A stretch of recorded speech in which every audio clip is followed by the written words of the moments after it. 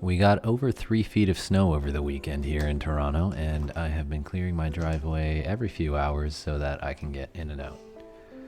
But my dog Red is not big enough to get through the snow, and clearly he's not very happy about it.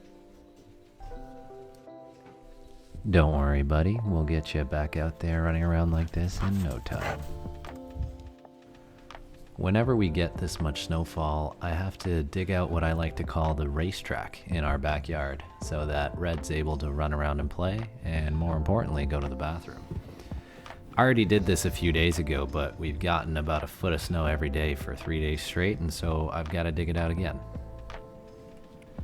But first, I wanted to address the elephant in the room and talk about something that I've never really opened up about, which is the fact that I have been dependent on cannabis for over half my life, since I was 14 years old. Now, this is something that I have always had mixed feelings about, but the one feeling that has been ever present regarding this topic is overwhelming shame.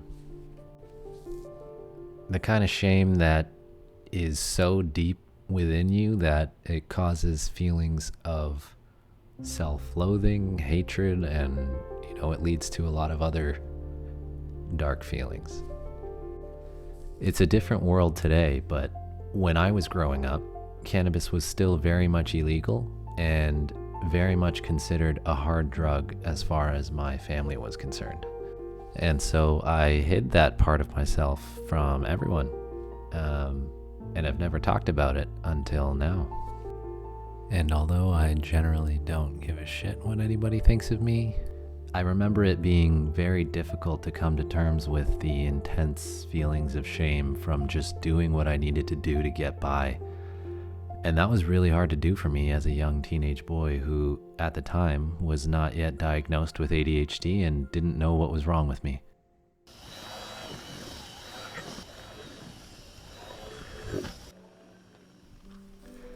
Now that I'm older, I don't think that I deserve to feel anything other than good about my life. And so I'm being honest.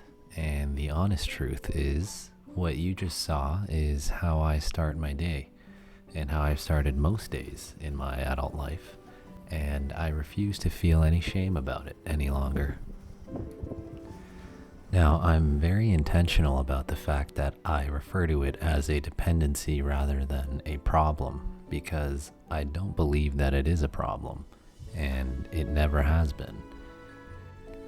I've aced exams, made the dean's list, graduated, landed multiple competitive jobs, and delivered excellent results to clients, all while self-medicating with my preferred choice of treatment.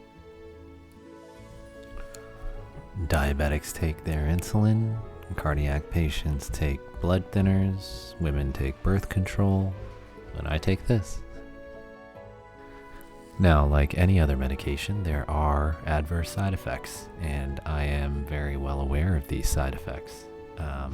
But the benefit I receive outweighs those, and so, oh well, it is what it is.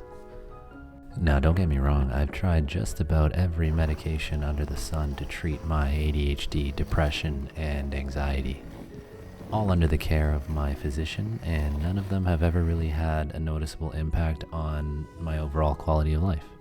The irony of taking a pill at the same time every day to treat someone with ADHD is not lost on me. But another way that I like to treat myself is just by hanging out with my dog Red. And so this entire activity, this way that I've spent my Monday afternoon, is just one big way of medicating myself while also being productive. Go.